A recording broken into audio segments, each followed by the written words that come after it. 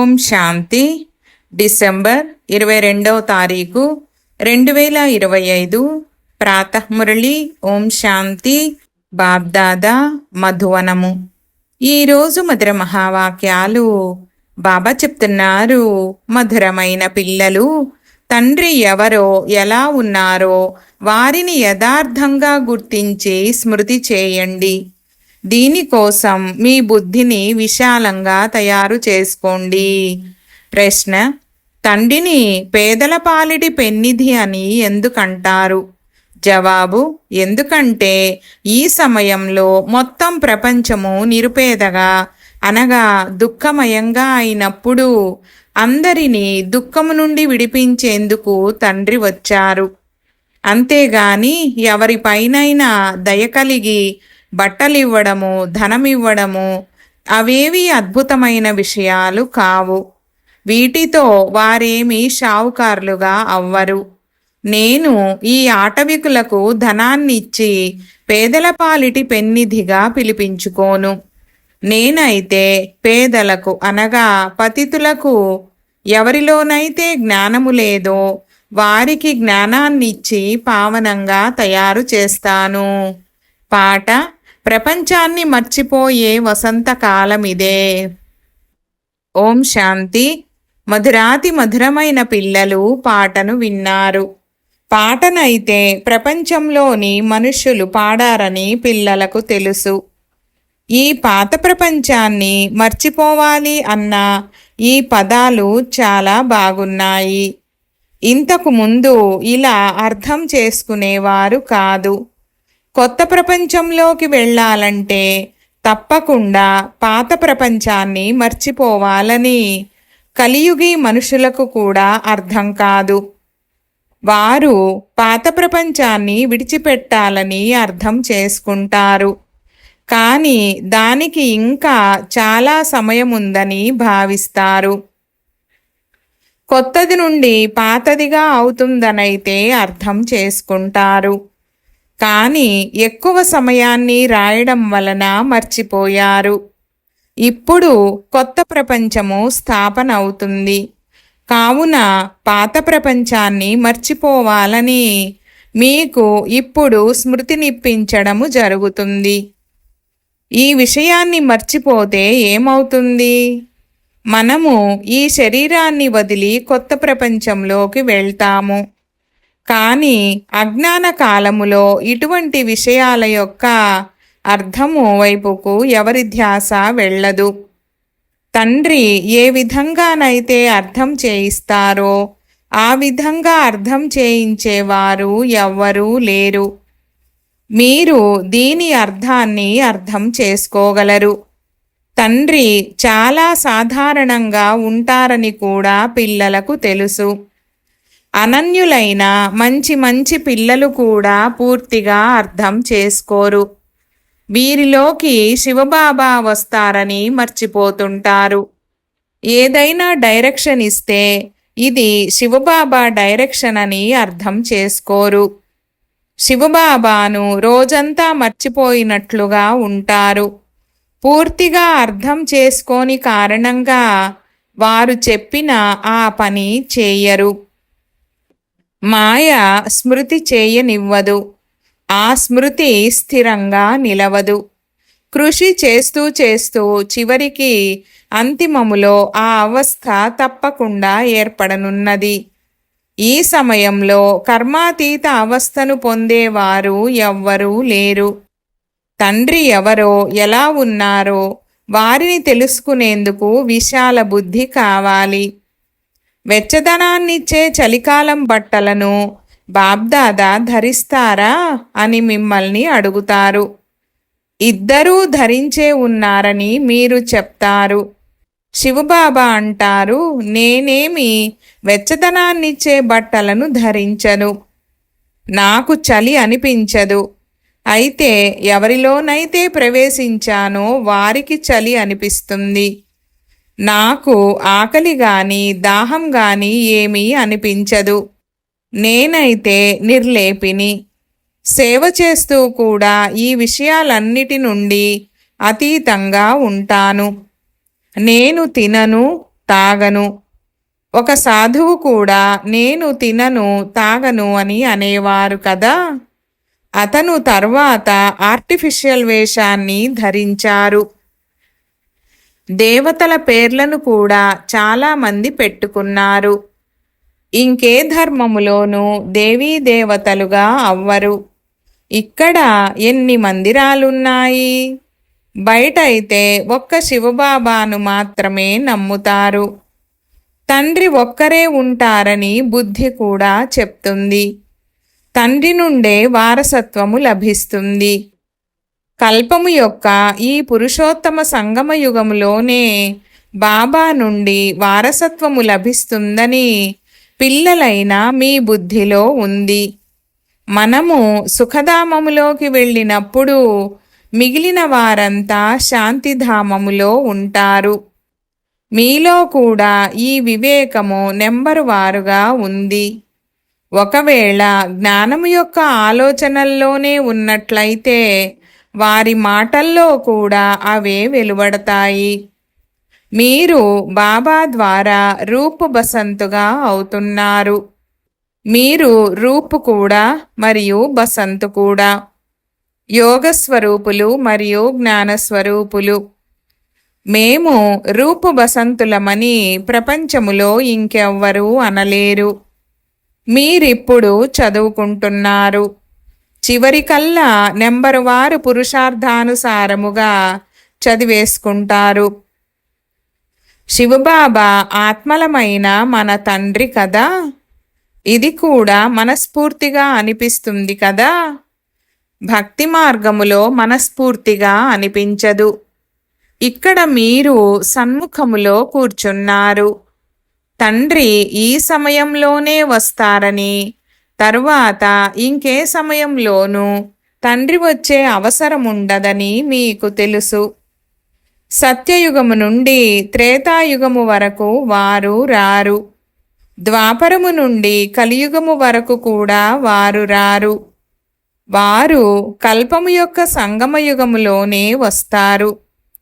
తండ్రి పేదల పాలిటి పెన్నిధి అనగా దుఃఖమయముగా నిరుపేదగా అయిన మొత్తం ప్రపంచానికి వారు తండ్రి. వారి హృదయంలో ఏముంటుంది? నేను పేదల పాలిటి పెన్నిధిని, అందరి దుఃఖాన్ని మరియు పేదరికము తొలగిపోవాలని నా హృదయములో ఉంటుంది. అది జ్ఞానముతో తప్ప ఇంక దేనితోనూ తొలగదు. అంతేగాని బట్టలు మొదలైనవి ఇచ్చినంత మాత్రాన ఎవరు షావుకారులుగా అయితే అయిపోరు కదా. పేదవారిని చూస్తే వారికి బట్టలివ్వాలని నాకు అనిపిస్తుంది. ఎందుకంటే నేను పేదల పాలిటి పెన్నిధిని గుర్తుకొస్తుంది కదా. దాంతోపాటు ఈ విధంగా కూడా అనుకుంటాను, నేనేమి ఈ ఆటవికులకు మాత్రమే పేదల పాలిటి పెన్నిధిని కాదు. నేను పేదల పాలిటి పెన్నిధిని. ఎవరైతే పూర్తిగా పతితముగా ఉన్నారో వారిని పావనంగా తయారు చేస్తాను. నేను పతిత పావనుణ్ణి. నేను పేదల పాలిటి పెన్నిధిని అన్న ఆలోచన నడుస్తుంది. కానీ ధనము మొదలైనవి ఎలా ఇస్తాను? ధనము మొదలైనవి ఇచ్చేవారైతే ప్రపంచంలో చాలామంది ఉన్నారు. చాలా ఫండ్స్ వస్తాయి. వాటిని అనాథాశ్రమాలకు పంపిస్తారు. అక్కడ అనాథలు ఉంటారని వారికి తెలుసు. అనాథులు అంటే నాథుడు లేనివారని అర్థము. అనాథలనగా పేదవారు. మీకు కూడా నాథుడు ఉండేవారు కాదు, అనగా తండ్రి ఉండేవారు కాదు. మీరు పేదవారిగా ఉండేవారు. జ్ఞానముండేది కాదు. రూపు బసంత్ కానీ వారు నిరుపేదలు, అనాథలు. రూపు బసంత్ అయిన వారిని సనాథలని అంటారు. సనాథలని షావుకార్లను, అనాథలని పేదవారిని అనడం జరుగుతుంది. అందరూ పేదవారిగా ఉన్నారని, వారికేదైనా ఇవ్వాలని మీ బుద్ధిలో ఉంది. తండ్రి పేదల పాలిటి పెన్నిధి కావున సదా కోసం షావుకార్లుగా తయారయ్యేలాంటి వస్తువేదైనా ఇవ్వమని వారు చెప్తారు. ఇకపోతే ఈ బట్టలు మొదలైనవి ఇవ్వడం అనేది సాధారణమైన విషయమే. వాటిలోకి మనము ఎందుకు వెళ్ళాలి? మనమైతే వారిని అనాథలను నుండి సనాథలుగా చేయాలి. ఎవరు ఎంత పదమపతి అయినా కానీ అదంతా కూడా అల్పకాలము కొరకే. ఇది ఉన్నదే అనాథల ప్రపంచము. ధనవంతులైనా కానీ అది కూడా అల్పకాలికముగానే. అక్కడ సదా సనాథులుగా ఉంటారు. అక్కడ ఈ విధంగా కర్మలను నిందించుకోరు. ఇక్కడ ఎంతమంది పేదవారు ఉన్నారు? ఎవరి వద్దనైతే ధనముందో వారికైతే మేము స్వర్గములో ఉన్నాము అన్న నష ఎక్కి ఉంటుంది. కానీ వాస్తవానికి అలా కాదని మీకు తెలుసు. ఈ సమయంలో మనుషులెవ్వరూ సనాథులు కారు, అందరూ అనాథలే. ఈ ధనము మొదలైనవన్నీ అయితే మట్టిలో కలిసిపోనున్నాయి. మా వద్ద ఇంత ధనముంది, దీనిని పుత్రులు మనవలు తింటూ ఉంటారు, పరంపరగా కొనసాగుతూ ఉంటుందని మనుషులు భావిస్తారు. కానీ అలా ఏమీ కొనసాగదు. ఇదంతా వినాశనమైపోతుంది. అందుకే మీకు ఈ మొత్తం పాత ప్రపంచము పట్ల వైరాగ్యముంది. కొత్త ప్రపంచాన్ని స్వర్గమని, పాత ప్రపంచాన్ని నరకమని అంటారని మీకు తెలుసు. మనల్ని బాబా కొత్త ప్రపంచము కొరకు షావుకార్లుగా తయారు చేస్తున్నారు. ఈ పాత ప్రపంచమైతే సమాప్తం అవ్వనున్నది. తండ్రి ఎంత షావుకార్లుగా తయారు చేస్తారు? ఈ లక్ష్మీనారాయణులు షావుకార్లుగా ఎలా అయ్యారు? వారికి ఎవరైనా షావుకార్ల నుండి వారసత్వము లభించిందా, లేక వారు యుద్ధము చేశారా? ఏ విధంగా ఇతరులు రాజ్యసింహాసనాన్ని పొందుతారో వీరు కూడా అలాగే పొందారా, లేక కర్మల అనుసారంగా ఈ ధనము లభించిందా? తండ్రి కర్మలు నేర్పించే విధానము పూర్తిగా అతీతమైనది. కర్మ, అకర్మ, వికర్మ అనే పదాలు కూడా స్పష్టంగా ఉన్నాయి కదా. శాస్త్రాలలో కొన్ని పదాలు ఉన్నాయి, పిండిలో ఉప్పు అంతా ఉన్నాయి. ఇన్ని కోట్ల మంది మనుషులు ఎక్కడా? ఆ తర్వాత 9 లక్షల మంది మిగులుతారు. 1/4% కూడా కానట్టు. కావున దీనిని పిండిలో ఉప్పంతా అని అంటారు. ప్రపంచమంతా వినాశనమైపోతుంది. చాలా కొద్ది మందే సంగమయుగములో ఉంటారు. కొంతమంది ముందే శరీరాన్ని వదిలి వెళ్ళిపోతారు. వాళ్ళు తర్వాత రిసీవ్ చేసుకుంటారు. ముగలి అనే బిడ్డ ఉండేది. కరాచీలో బంధనములో ఉన్న ఒక బిడ్డ. ఆమె బంధనములోనే దేహము విడిచిపెట్టారు. ఆమె చాలా మంచిది, కావున చాలా మంచి ఇంట్లోనే జన్మ తీసుకుని ఉంటుంది. సుఖములోనే నెంబరువారుగా జన్మ తీసుకుంటారు. వారు సుఖాన్ని ఎలాగూ చూస్తారు, కొంచెము దుఃఖాన్ని కూడా చూస్తారు. కర్మాతీత అవస్థ అనేది ఎవ్వరిది తయారవ్వలేదు. వారు చాలా సుఖమయమైన కుటుంబంలోకి వెళ్ళి జన్మ తీసుకుంటారు. ఇక్కడ సుఖమయమైన ఇళ్ళు ఏవీ లేవని భావించకండి. మంచిగా ఉండే పరివారాలు ఎన్ని ఉన్నాయో ఇక అడగకండి. బాబా వాటిని చూశారు. ఒకే ఇంట్లో కోడళ్ళు ఎంతో శాంతిగా కలుపుగోలుగా ఉంటారు. అందరూ కలిసి భక్తి చేస్తారు, గీత చదువుకుంటారు. ఇంతమంది కలిసి ఉంటున్నారు, గొడవలు మొదలైనవి జరగవా అని బాబా వారిని అడిగారు. అప్పుడు వారు, మా వద్దనైతే స్వర్గముంది, మేమంతా కలిసి ఉంటాము, ఎప్పుడూ కొట్లాడుకోము, గొడవ పడము, శాంతిగా ఉంటామని చెప్పారు. ఇక్కడైతే స్వర్గములా ఉందని అంటారు. అనగా స్వర్గము తప్పకుండా ఒకప్పుడు ఉండి గతించింది, అందుకే ఇక్కడ స్వర్గమే ఉన్నట్లు ఉందని అంటారు. కానీ ఇక్కడైతే చాలా మందిలో స్వర్గవాసులుగా అయ్యే స్వభావము కనిపించడం లేదు. దాసదాసీలు కూడా తయారవ్వాలి కదా. ఇక్కడ రాజధాని స్థాపన అవుతోంది. ఇకపోతే ఎవరైతే బ్రాహ్మణులుగా అవుతారో వారు దైవీ వంశములో రానున్నారు, కానీ నెంబరు వారుగా ఉన్నారు. కొందరైతే చాలా మధురంగా ఉంటారు, అందరినీ ప్రేమిస్తూ ఉంటారు, ఎప్పుడు ఎవరిపైన కోప్పడరు, కోప్పడితే దుఃఖము కలుగుతుంది. ఎవరైతే మనస వాచ కర్మణ ఇతరులకు దుఃఖమునే ఇస్తూ ఉంటారో వారిని దుఃఖిత ఆత్మ అని అంటారు. ఉదాహరణకు పుణ్యాత్మ, పాపాత్మ అని అంటారు కదా. అక్కడ శరీరము పేరు తీసుకుంటారా? వాస్తవానికి ఆత్మయే అలా అవుతుంది. పాపాత్ములందరూ కూడా ఒకేలా ఉండరు, పుణ్యాత్మలు కూడా అందరూ ఒకేలా ఉండరు. నెంబరు వారు పురుషార్థానుసారముగా ఉంటారు. విద్యార్థులకు స్వయము తెలుస్తూ ఉండవచ్చు కదా, మా క్యారెక్టర్సు అవస్థ ఎలా ఉన్నాయి, మేము ఎలా నడుచుకుంటున్నాము, అందరితో మధురంగా మాట్లాడుతున్నామా?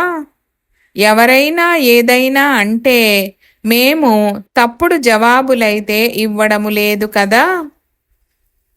బాబాతో చాలామంది పిల్లలు అంటుంటారు, పిల్లలపై కోపం వచ్చేస్తుంది అని. బాబా అంటారు, ఎంత వీలైతే అంత ప్రేమతో వ్యవహరించండి, నిర్మోహులుగా కూడా అవ్వాలి. మనము ఈ లక్ష్మీనారాయణులుగా అవ్వాలని పిల్లలైనా మీకు తెలుసు. లక్ష్యము ఉద్దేశ్యము ఎదురుగా నిలబడి ఉంది. ఇది ఎంత ఉన్నతమైన లక్ష్యము ఉద్దేశ్యము. చదివించేవారు కూడా చాలా ఉన్నతమైన వారు కదా. సర్వగుణ సంపన్నులు, 16 కళల సంపన్నులు అని శ్రీకృష్ణుని మహిమను ఎంతగా పాడుతుంటారు.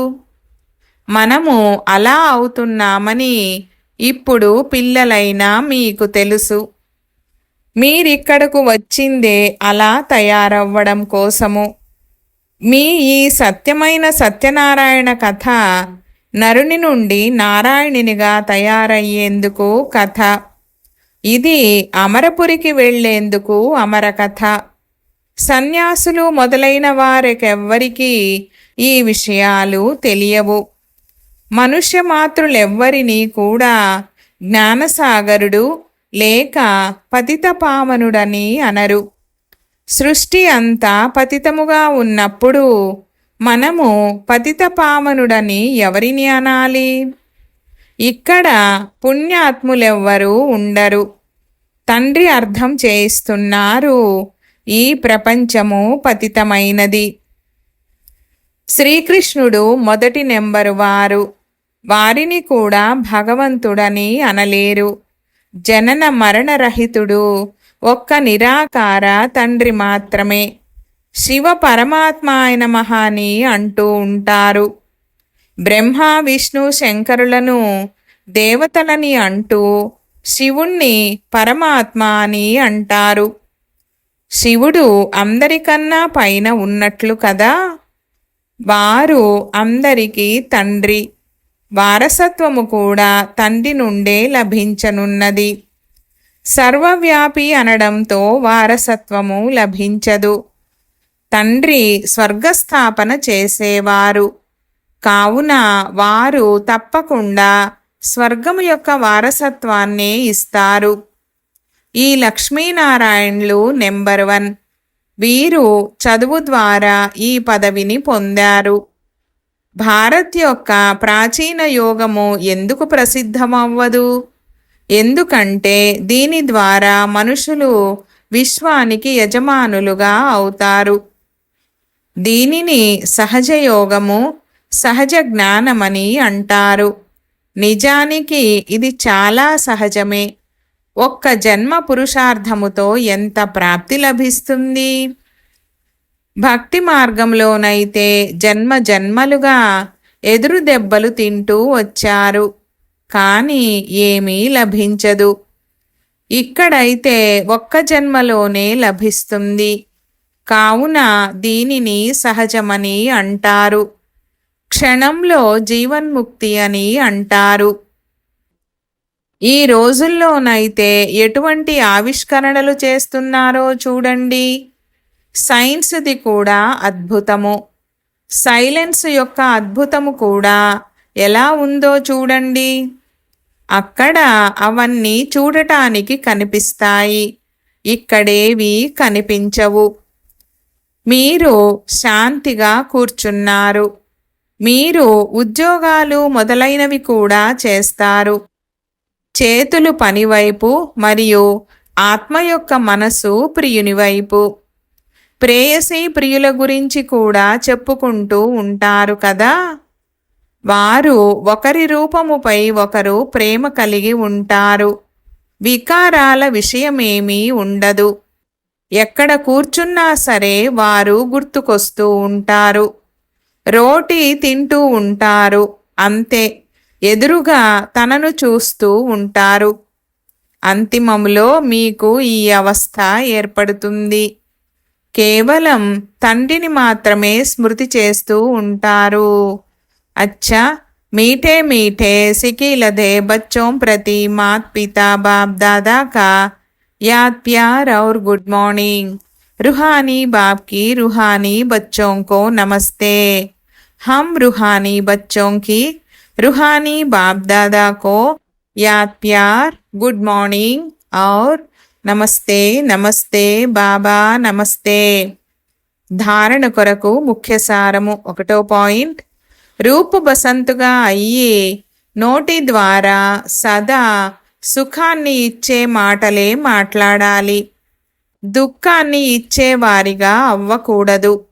జ్ఞానము యొక్క ఆలోచనల్లో ఉండాలి.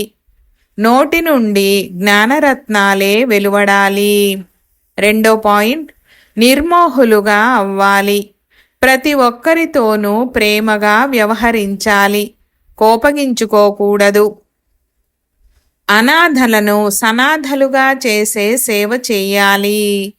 వరదానము, తమ ఫరిష్తా రూపము ద్వారా గతి సద్గతుల ప్రసాదాన్ని పంచే మాస్టర్ గతి సద్గతి దాత భవ. వివరణ: వర్తమాన సమయంలో విశ్వంలోని అనేక ఆత్మలు పరిస్థితులకు వశమై ఆర్తనాదాలు చేస్తున్నారు.